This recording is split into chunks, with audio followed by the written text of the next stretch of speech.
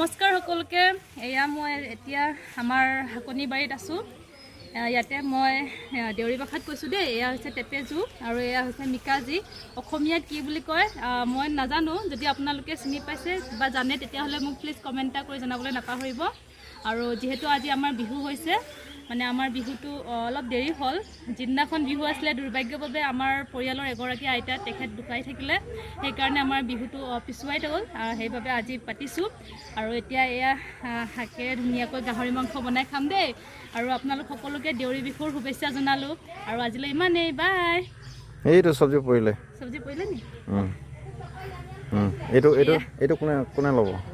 সৰি এয়া এটা থাকিলে আৰু এই পাতখিলাৰ লগত মানে গাহৰি মাংস বনাই খাই খুব ভাল লাগে খুব টেষ্টি লাগে আৰু আপোনালোকে যদি খাই পোৱা নাই তেতিয়াহলে এবাৰ খাই চাব খুব